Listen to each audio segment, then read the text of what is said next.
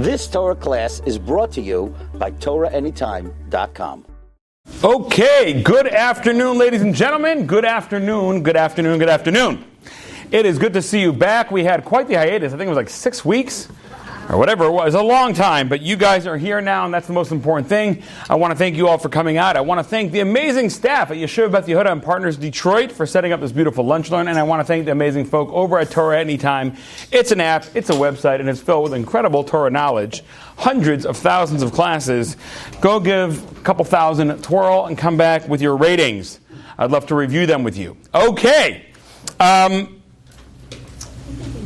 We are now in a very special period of the year. First of all, this year is a perfect year. You know why? Because September 1 came out right at, what's today? Today's September 5th. Okay, yeah, so it's almost perfect. But like Rosh Hashanah, I think this year comes out like October 1st. In my mind, the perfect year is September 1 is the beginning of Elul, October 1 is Rosh Hashanah, Sukkot is the 15th of October, Hanukkah is December 25th, and Purim is March 15th, Pesach is April 15th, Shavuos is June 6th. Like in my mind, that's how it's supposed to work out. It doesn't always work out exactly like that, but this is a pretty good year. So we're starting off the school year, the back-to-school rush and all that is also coinciding with the beginning of the pre-high holiday era. And that's what I want to talk about today. We have just entered this week on Tuesday, the month of Elul.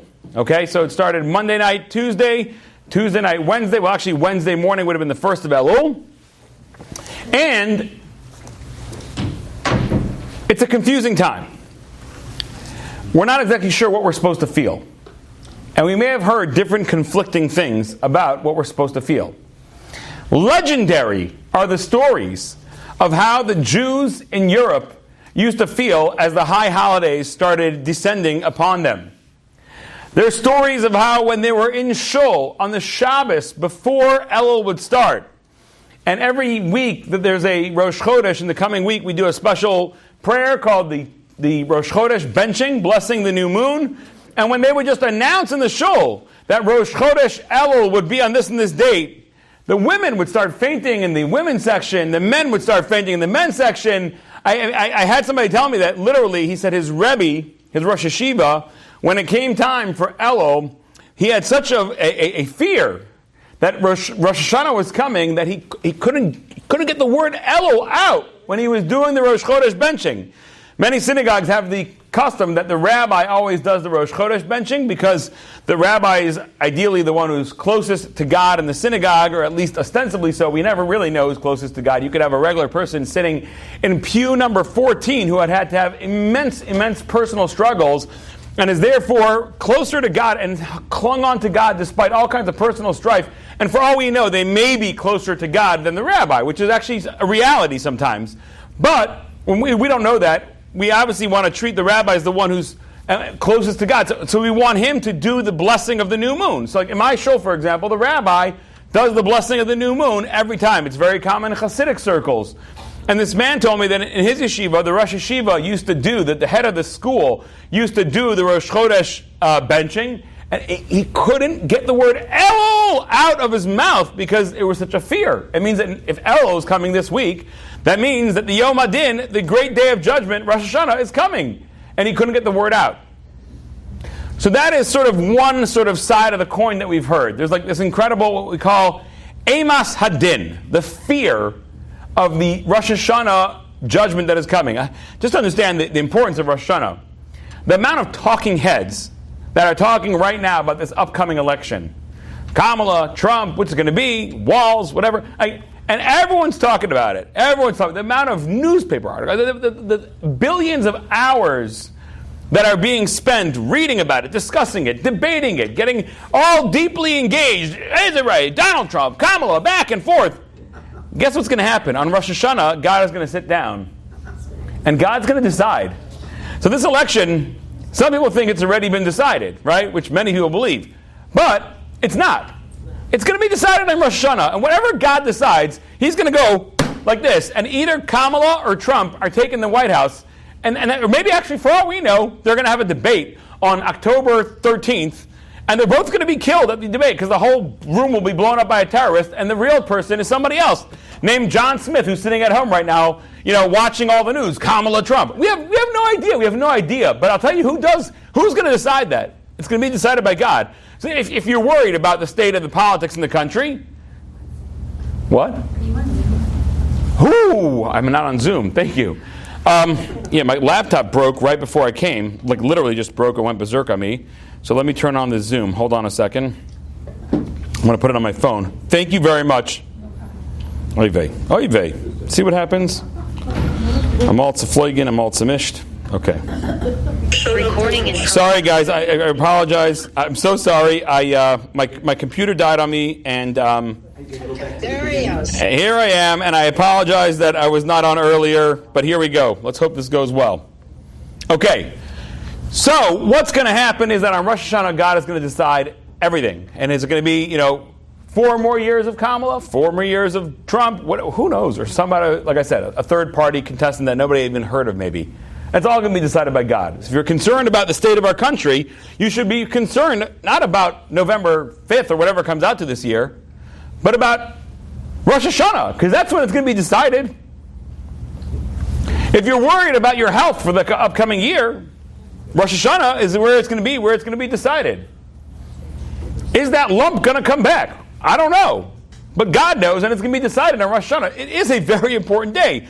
So we can understand, on one hand, why people, when Rosh Hashanah was coming, there was a sense of trepidation, a sense of concern. And like I said, when people would even come up to the month of Elul, which is the precursor month to Rosh Hashanah, they were already fainting in the women's section. That's what we're hearing on one hand. On the other hand, we also hear that this is a time of incredible love. These days are called the Yemei HaRatzon, the days of will. And they're called days of a deep, deep desire and longing. God desires a relationship with us during this time. And ideally, we should be deeply desiring a relationship with God during this time. So which one is it? Is it the fearful times? Is it the times of desire and love? What is it? Now, I want to go through each one of them. I want to explain them, and I want to explain sort of what we can do during this time to sort of work on these things. The source for the idea that these days are days of desire and longing comes from last week's Torah portion, Parshas Re'eh. And of course, that's always read, ironically, right before Rosh Hashanah, right before Elul starts. And in there, Moses is recounting to the Jewish people the stories that happened to him while they were in the desert. The entire book of Deuteronomy is really just a series of lectures that Moses gave to the Jewish people in the month and a week before he died. So about 37 days before he died, he started lecturing them, and he pretty much went up until the very end of his life. He gave a whole series, his master class of lectures, and then he passed on to the next world. So this is really what we've got over here, and he says the following.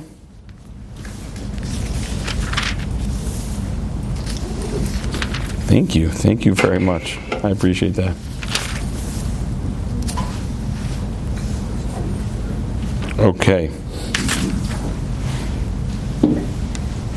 Okay, so there's two different, Parshas Akev.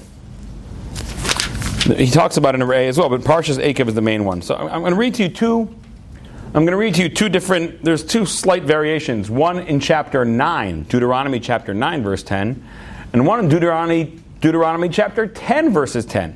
Okay? Now, the real difference is really going to be what's in Rashi, and being that I have this book here, I don't have the Rashi. So I'm going to have to say the Rashi relatively from memory. Okay. So here's what Moshe is recounting to the Jewish people. Says Moshe, and this is actually one of, there are 6 things that you're supposed to remember every day. Do you know that? They're known as the Sheish Zechiros, the 6 remembrances. So there are 6 things that are incumbent upon us to remember every single day. One of them, for example, is we're supposed to remember what happened to Miriam when she came out of Egypt, when Miriam got saras, Miriam got leprosy, when she spoke ill of her brother.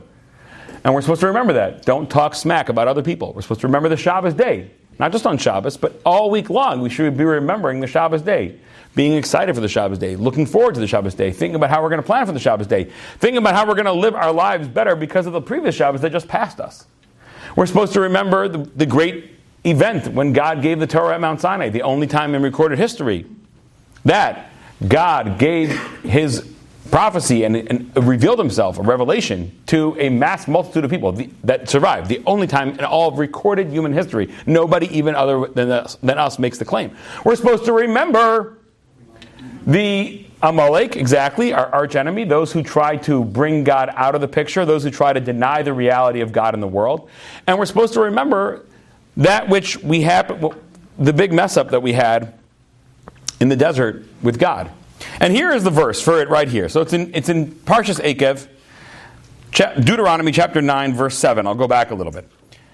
Zechor al tishkach, remember, don't forget, es asher ksaftas Hashem Elokecha b'midbar, that which you angered the Lord your God in the desert.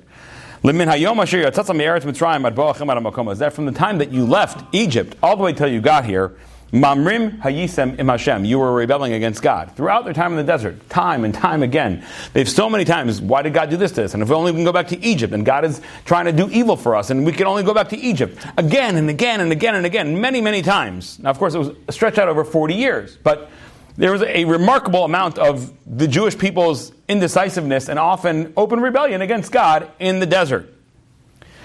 So now he's referring to one specifically one. When I went up to the mountain to go get the tablets of stone, the tablets of the covenant, that Hashem made this covenant with you, that he created this covenant with you. I sat on the mountain for 40 days and 40 nights. I didn't eat and I didn't drink. And Hashem gave to me the luchos that were written with the finger of God, and on them was all that Hashem spoke to me in the mountain with all the great fire on the day of the revelation. And I came down, and Hashem gave them to me, and he said, look what happened, your people have been sinning, and he sent me back down, and I had to go down, and I had to smash it all, and I broke it. He tells the whole story, basically. Okay. And he goes on and on and on. Now we're going to skip to chapter 10, verse 10. And he says, Va'anochi amadati bahar. I stood on the mountain, kayamim harishonim, like the first days. Arba'im yom v'arba'im laila, for 40 days and 40 nights. Vayishma Hashem elai gam bapam hahi, and Hashem listened to me on that time. Lo ava Hashem hashchisecha, Hashem did not destroy you. Now, how many times did Moses go up on the mountain? By just showing me your fingers. 5, 6. How many times did Moshe go up in the mountain for 40 days? Which one? 3. 3 times. Okay, you got it right. 3 times. Let's walk through the chronology. The Torah was given to the Jewish people on Mount Sinai on the 6th or the 7th day of Sivan. Okay, that's an incredibly joyous moment. God holds the mountain over us like a chuppah. And we get married to God. God gave us the offering of marriage when Moses came down from the mountain and said, God is offering you to be this kingdom of ministers, a special people to me.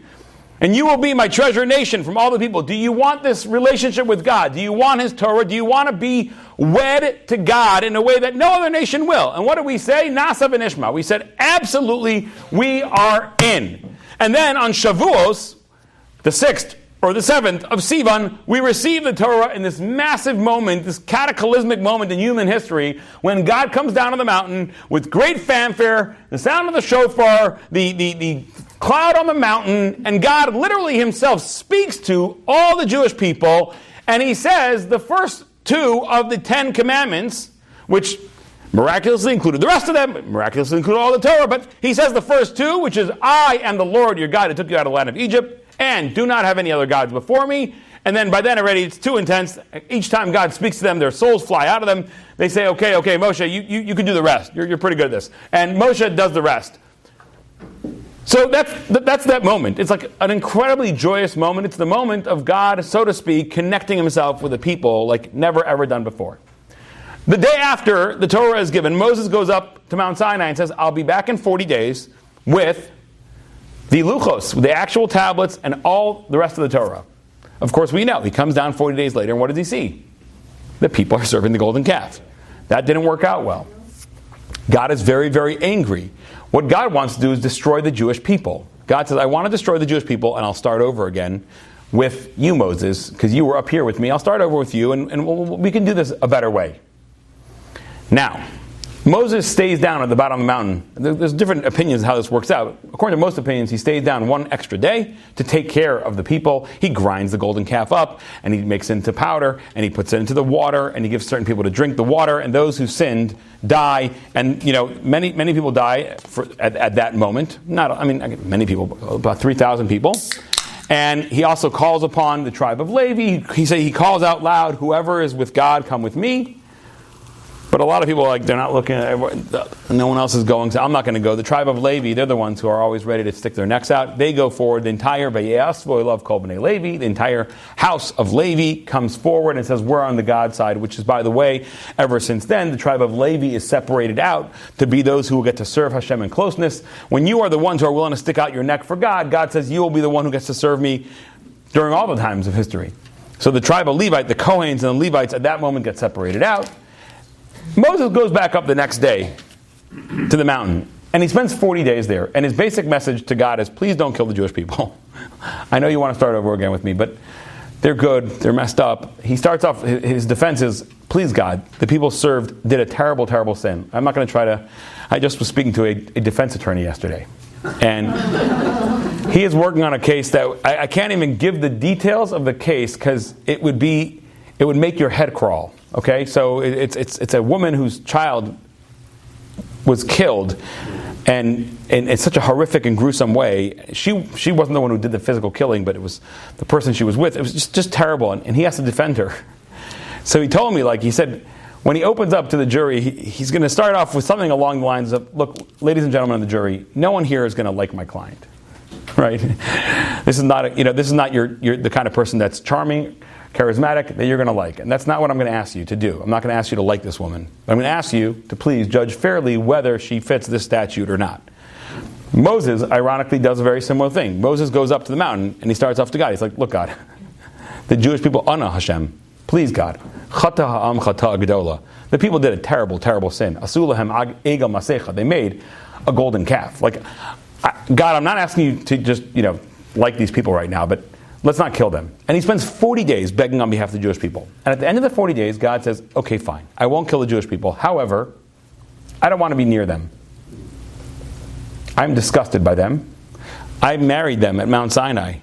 You came out, you put forward the proposal of marriage. I had 2 rules that I actually expressed to them. I and the Lord your God don't have other gods. And 40 days later, at Mount Sinai, they're still in the wedding hall, and they're dancing around a golden calf, saying, these are your gods, O Israel. I'm done with them. And what I'll do is, Hine anochi sholech malach lefanecha, I'll send an angel with you. And I'm going to give that angel my American Express black card.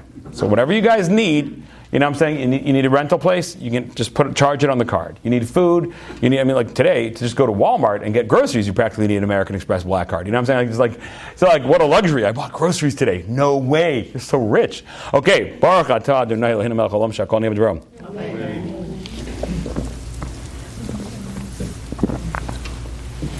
And that's going to be the deal. So I'll send an angel with you. And by the way, you probably want it this way too, because here's the deal, and this is what's really, really important. God says, if you're with me, if you're close to me, I may just wipe you out if you do another one of these things. If you pull another one of these, if you're not so close to me and you do things that are foolish, whatever, you're anyway being taken care of by an escrow lawyer. It doesn't make a difference as much. But if you want a relationship with me and you start stabbing me in the eye again, I'm going to annihilate you. There's going to be crusades. There's going to be inquisitions. There's going to be Cossacks. There's going to be Nazis. There's going to be Hamas. How about you just let's keep this relationship a little bit more distant. The other nations of the world also have a distant relationship with God. He takes care of them with angels too. Right? God has a responsibility to take care of all the nations in the world, and He does. Each one has their own angel. Each nation has their own angel. So God says, how about we just go with that arrangement? look, I mean, the rest of the nations of the world, they do terrible things. I don't take it out on them. I mean, most of them end up disappearing over time. But you probably don't want this kind of relationship. Moshe comes back down, speaks with the nation, and the nation's like, absolutely not. We want a relationship with God. We don't want to be handled by an escrow lawyer, even if he's got the American Express black card. We want a relationship with God. And we understand, we are coming into this relationship eyes wide open. We know that if we have this kind of relationship with God, and we want that kind of relationship with God, it means that there will be times that there's going to be, if we turn our back on him again, there'll be Cossacks and Inquisitions and Crusaders and Nazis. But we don't want to give up on this opportunity to have a relationship with the King of all kings, the creator of the world, the source of all life. It's worth it. We'll take that bargain. We're going to choose intimacy over comfort. We're being offered comfort. God says, just take an angel with a credit card and go. We can have a very comfortable life. Intimacy is tricky. Intimacy can hurt you. Intimacy means vulnerability. And the Jewish people choose intimacy. So then Moses goes back up on Rosh Chodesh Elul for the third time. And he goes 40 more days. And the third time he's coming, he's not trying to say, God, don't kill the Jewish people. He's saying, God, let's not destroy your relationship with the Jewish people. We did mess up terribly, but we're not ready to just be relegated to escrow relationships. We want the relationship, and whatever cost comes along with it, whatever costs are associated with it. And that creates within God an enormous desire to be close to the Jewish people. Because what does God see? God sees people that were offered the comfort. They were offered the American Express black card. Go buy whatever you want, live wherever you want, eat whatever you want, drink whatever you want, do whatever you want. And they said no. And this time it's in a way even more powerful than the first time. Because the first time when we said Na'aseh v'nishma, we didn't experience just how bad a mess up could be and what kind of danger that could put us in. But we knew coming into this time, the second time around, we knew what it means to mess up, and we knew what it means to say, I don't care, I messed up, we were rotten. And I know that if I do it again, there can be terrible consequences, but I still want in. And this fills God with love for the Jewish people like we can't even imagine. It's the love of the repaired relationship, which is harder to build, but when it comes, is a more powerful love than the love of the initial relationship. Again, this is a very important point. The love of the repaired relationship is more powerful than the love of the initial relationship. There's this thing called steel. S-T-E-E-L. I think I put two E's or three E's. I might have said, I know it's two, but S-T-E-E-L. Okay, steel. Now there's steel, and then there's hardened steel. Do you know how you make hardened steel? You take the steel and you burn it up to super, super high temperatures, and then you let it reform. And it forms as a much harder form of steel.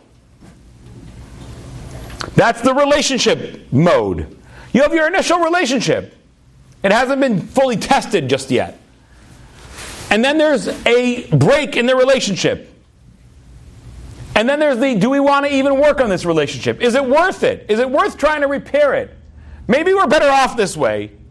But then there's the decision, yes, I want to repair it, and the effort that's being put in, and you go through the fire and you come out more powerful than you were before. So when Moshe comes up the second time, there's this incredible desire of the Jewish people to be close to God. We say to Moshe, we want this relationship. We understand the risks. We know what it's like to mess up, and we know that there's a possibility we're going to mess up more in the future, but we still want the relationship. And God says, you really want me over comfort? I offered you comfort. You didn't take it. You took me? Wow. Now I know how much I love you, because you're willing to fight for this. You're willing to work for this. You're willing to give up comfort for this. When Moshe goes up the second time, and here's the verse, V'anochi amadati bahar, I stood on the mountain, kayamim harishonim, like the first days. Now remember, there was 3 sets of days. 1, 2, and 3. Moshe is describing set number 3 over here. And he says, set number 3, when I went up the third time, it was kayamim harishonim, like the first days. And Rashi says, quoting a medrash, that of the 3 times that Moses went up, the first one was with incredible will, incredible love, incredible desire. We just accepted the Torah. It's like the Kala who comes, after they get married, there's this glow on the Chassan and Kala's face. They just got married. It was an incredible time of desire and will and love from Hashem to the Jewish people. And then the middle days was days that were called Bekas. They were angry days, 40 days of anger. But the last set were days, Kayam Harishonim. They were like the first days. As Rashi quotes the Medrash, Ma Elu Baratzon, Af Elu Baratzon. Just like the first set of 40 were with incredible will and desire and love of God for the Jewish people, so too were the third set of 40. The third set of 40 was Kayamim Harishonim. It was like the first days, filled with will and desire and love. Which means that there's this period of incredible love between God and the Jewish people that starts on Rosh Chodesh Elul. And every year, there's that same pattern. And it goes for 40 days. And when does that 40 days end? On Yom Kippur. What does God say to Moshe on Yom Kippur? I have forgiven you as you speak. And he sends him down with a new set of luchos. That's a tremendous move. If you can imagine a relationship where the wife is unloyal to the husband, and there's such anger that takes the engagement ring and smashes it to smithereens, or sells it at the pawn shop. But then they work on the relationship, and he says, I want to give you a new ring. And that ring is so much more powerful. Again, it's such a more powerful ring because it's the ring of reconciliation. It's the ring of hardened steel. We've been through fire together and we came out. That's the power. That's the love. That's the desire. So both of these things are true. There's this time of incredible will from God to the Jewish people, and that's right now, during this month.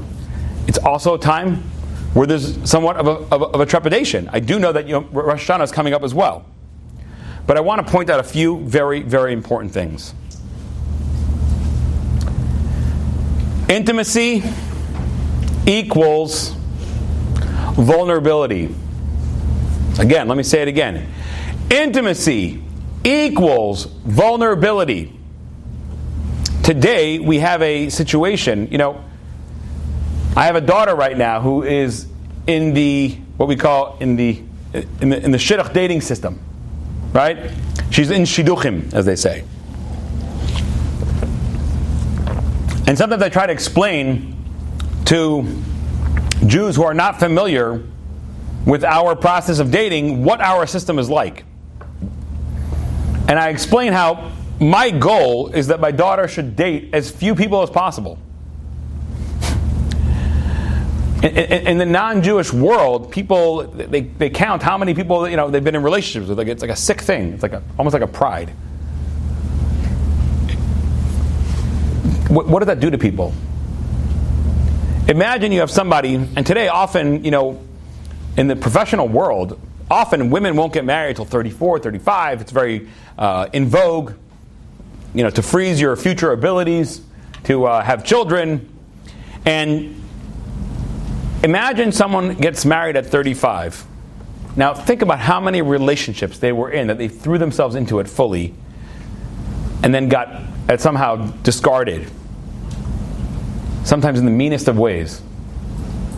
Do you know what that does to someone's ability to open up again? It's like, how many times do I got to open up that scar tissue and try to become open with somebody again and trust again?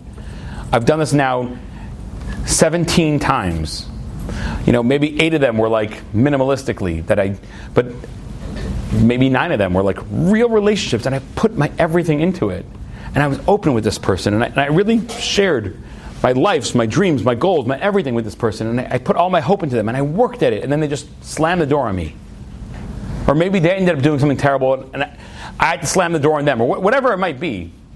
By the time a person gets married today, in the professional world, after having gone through all these relationships that could be, they're powerful relationships, but it makes them often very, very reluctant, very incapable even sometimes of truly opening themselves up and truly trusting a man, because they've been through so much rejection, so much pain. But the problem is that the only way you ever get intimacy is by being open. There's no other way. The only way you create relationship is if you you open yourself up to that risk. So God offered us the easy way. Don't open yourself to risk. Don't be close to me. Don't be intimate with me. Don't be close with me. Just be the escrow people, and you'll be taken care of.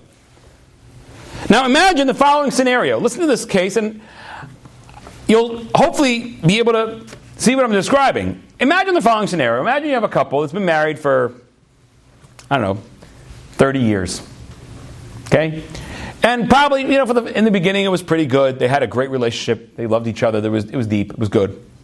But then somewhere, maybe mile marker 5, mile marker 7, whatever it was, things turned south. But they already had a bunch of kids or whatever. They had 2 kids, 3 kids. They decided we're going to keep raising them.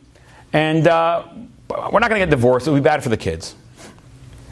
So they now, fast forward 25 years into their marriage.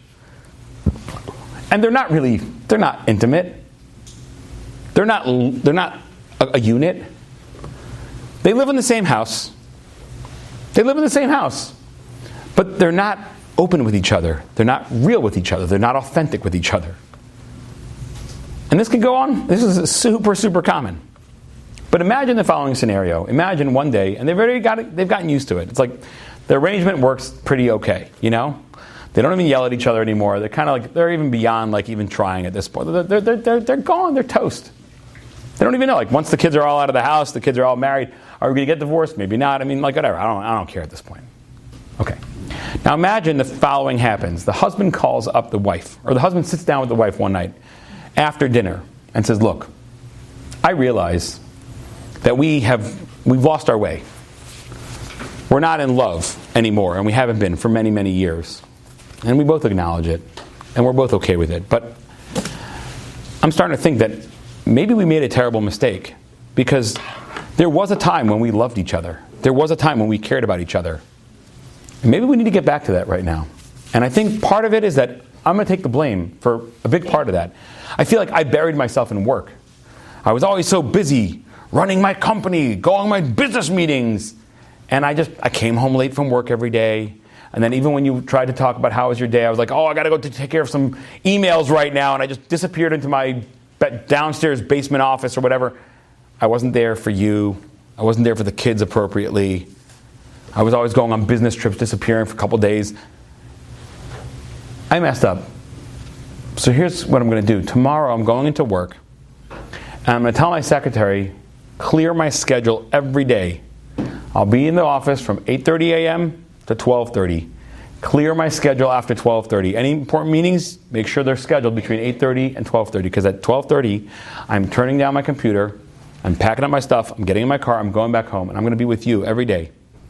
And we'll be together from 1 to 5 o'clock when whatever kids start coming back from college or school, whatever it might be. Should we do this? Now, realistically, a lot of women would be like, if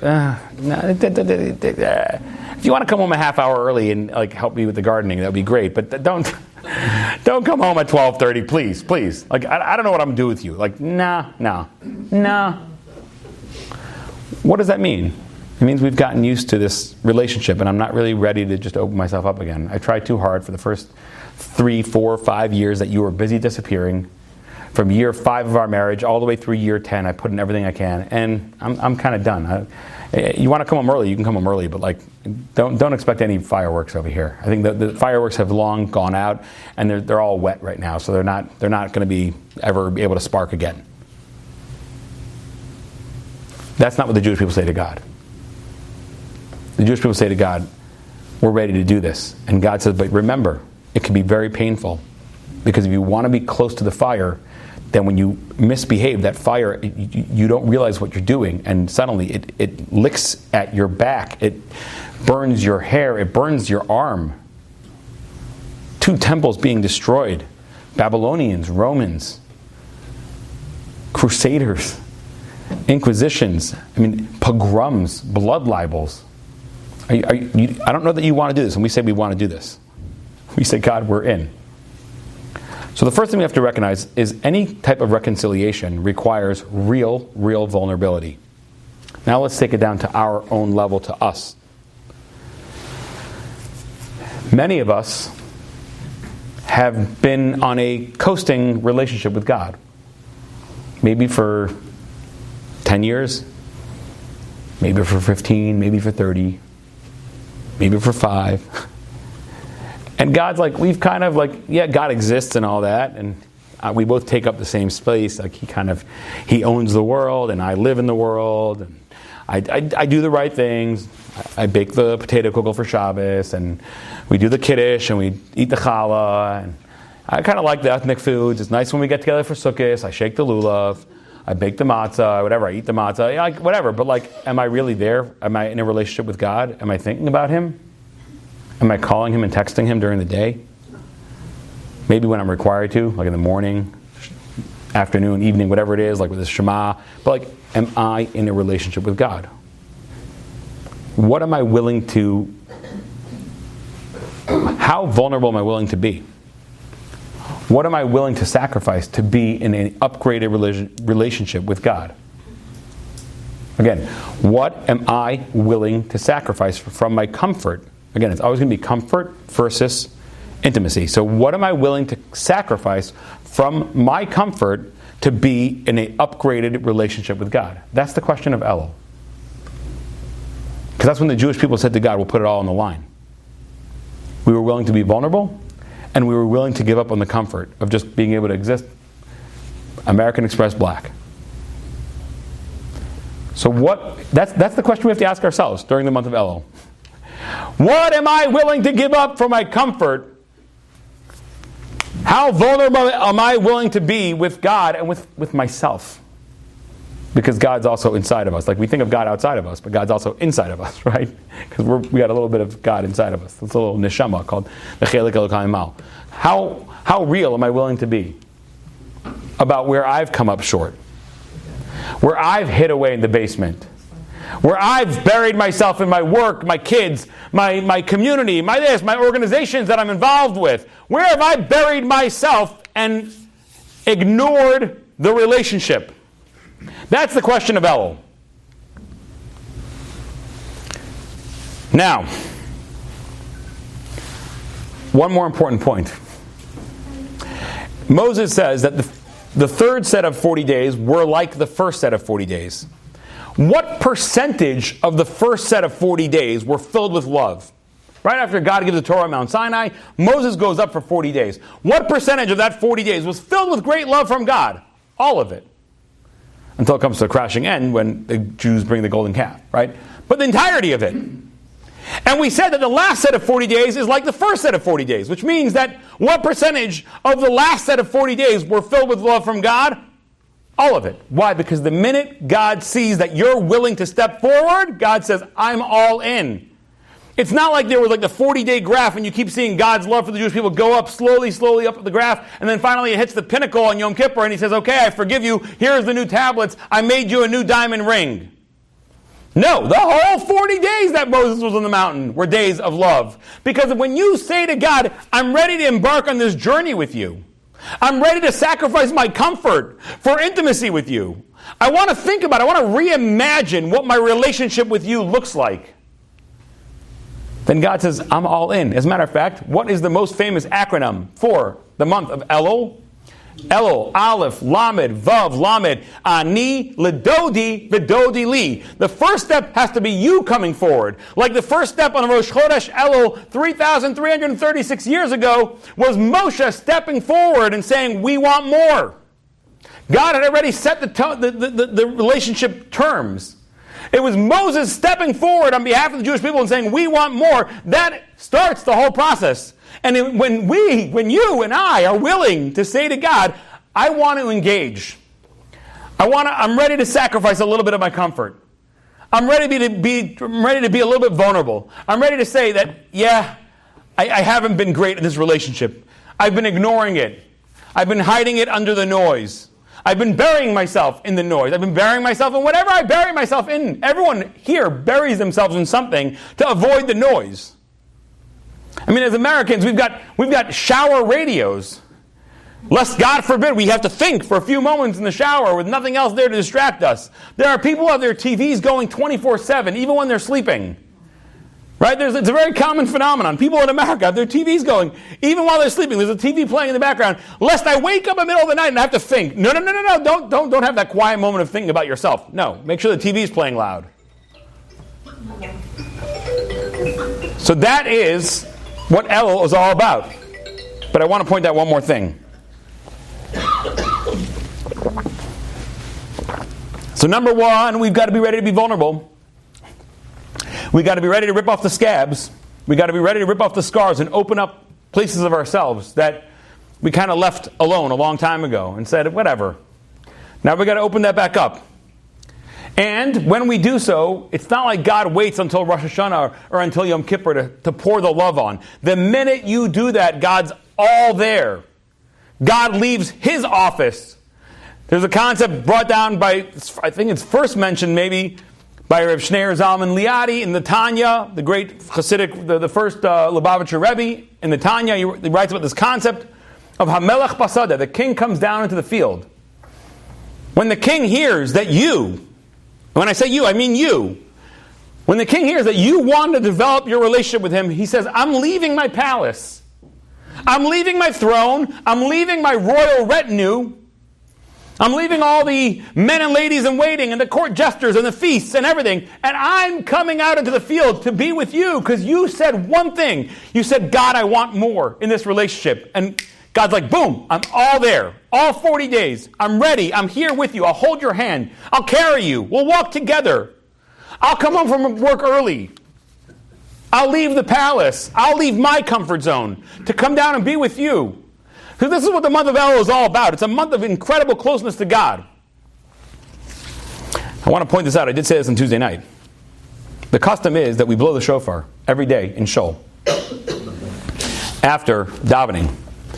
And one of the sources for the custom is that we blew the shofar. When Moses went up for the third set, they blew the shofar in the whole camp.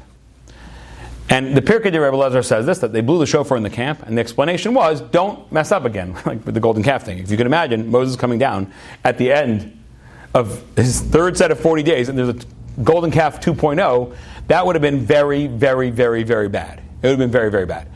So they blew a shofar in the camp saying, don't make that mistake again.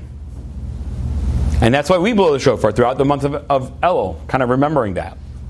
Now, there's two ways you can look at that blowing of the shofar. One is, there's two ways I can tell somebody to become a better person. I mean, you can never make anybody become a better person, but there's two ways you can encourage them. Here's the first way.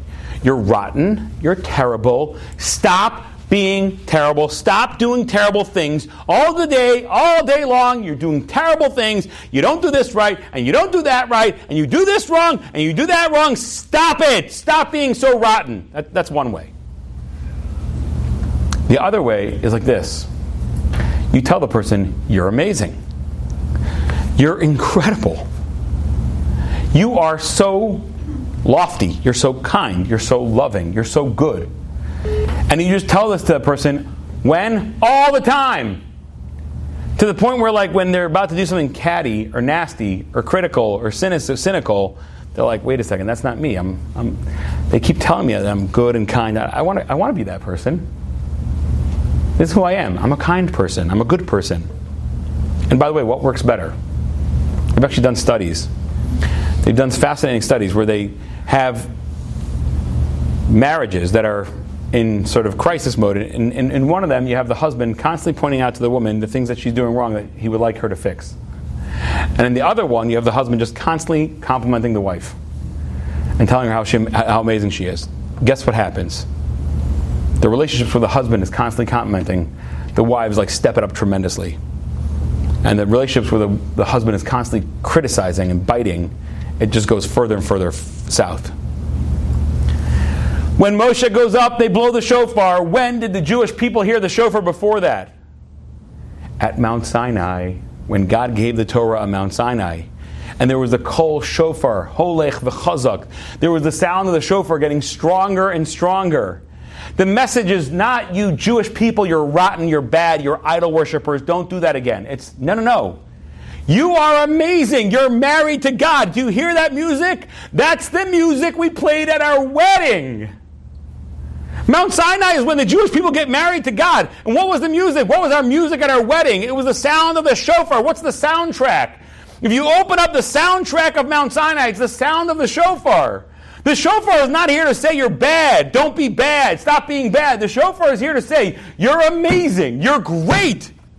Recognize your own greatness. Recognize that God wants more of a relationship with you, of all the people in the world. Recognize how amazing you are. You come from the Jewish people. The only way you're here today is of thousands of years people sacrificed to hold on to their Judaism throughout the most difficult of times so that you could be here today Jewish. You're unbelievable. You're not even 2% to 20% of 1% of the world. But the world revolves around you and what you do in your relationship with God. You know how important you are? Listen to the sound of your music, of your soundtrack of your wedding. That's the message of Elul. And of course, there still is a little bit of fear.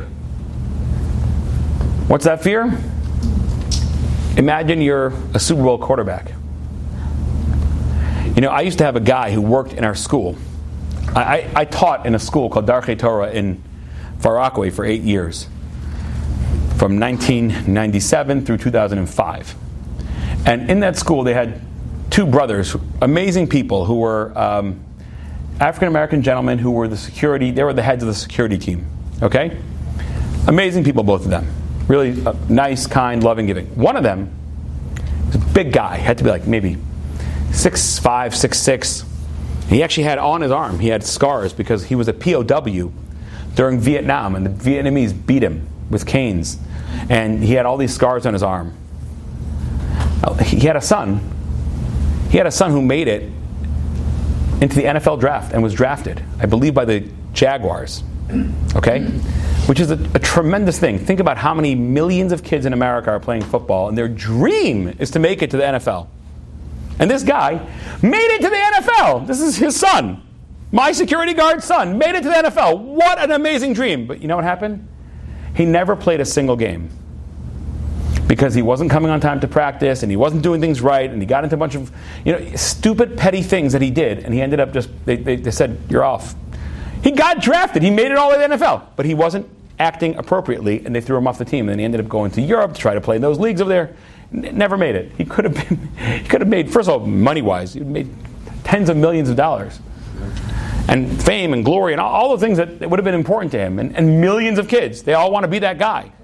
And he lost it. Because he just couldn't get his act together and be a mensch.